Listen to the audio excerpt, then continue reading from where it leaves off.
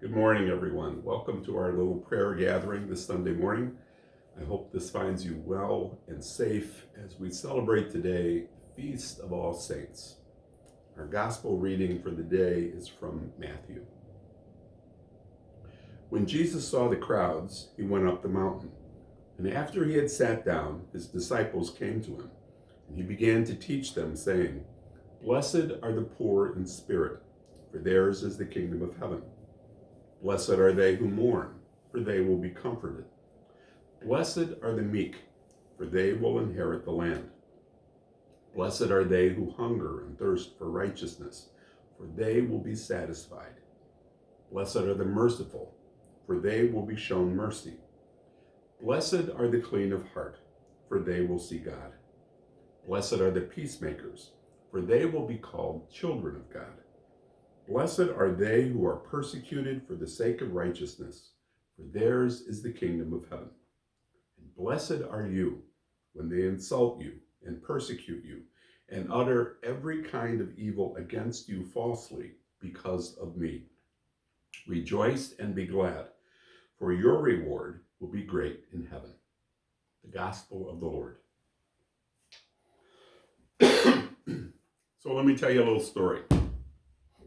There's a young man, and he's taking his very last class to earn his MBA. He was a very conscientious student, pretty much breezed through all of his assignments and tests, at least until his final exam. He easily got through all the questions until he got to the last page and the last question. What's the name of the woman who cleans the school? What's the name of the woman who cleans the school? What? Is this some kind of joke? He knew he saw her pretty much every single day. He knew she was probably in her 50s. She had dark hair and she was tall. But her name? Not a clue. So he turned in the final exam, leaving that last question blank. And before he left the classroom, he asked the professor, "Is that last question really going to count?" "Absolutely," said the professor, and here's why. In your career, throughout your whole life, you will meet many people. Every single one of them is important, significant, worth knowing. They deserve your attention and your care, even if all you do is smile and say hi. When you think about it, this is not just a story about changing our actions. It's about changing our attitude. We already know the 10 Commandments. We already know the rules for living a good life. But we also know that there have been plenty of times when we did the right thing, but not always for the right reasons.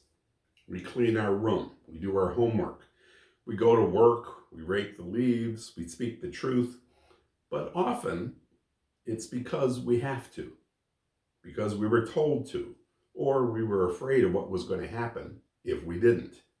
We did the right thing, but grudgingly. Over the past few weeks, in the Gospels, Jesus has been making that same point. Do we need to do the right thing? Yes, absolutely.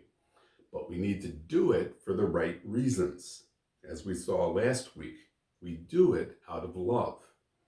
So do the right thing, do it for the right reasons, and today, do it with the right attitude. That's what the Beatitudes are all about. Whenever I would cover the Beatitudes in my scripture classes, I was always going to throw out this one corny joke. I tell my students that these are not Beatitudes. These are A-attitudes. Yeah, I know, corny. We need to adopt a Christian attitude, an attitude that's the complete opposite of today's society. We are all called to be merciful, meek, poor in spirit, recognizing that we are dependent on God. We're called to be peacemakers, clean of heart, comforters, peacemakers, hungry for justice and righteousness. What we're given in today's gospel are our marching orders to go forth with the right attitude, have those qualities expressed in the Beatitudes. The same qualities that we celebrate today for the solemnity of All Saints. Qualities demonstrated in the lives of all of those that we call saints. Will it be difficult? Sometimes seemingly impossible. Sure, absolutely. But let me tell you a little secret. We are all called to be saints. Every single one of us. We are all called to be saints. Now I know what you're going to say. Not me. I can't go that way. I can't get to the point where some of these saints like St. Francis or Mother Teresa or St. Augustine reached. No way. It's not possible. So let me tell you another secret. Every saint has a past. Every sinner has a future. Think about it. Every saint has a past, and every sinner has a future.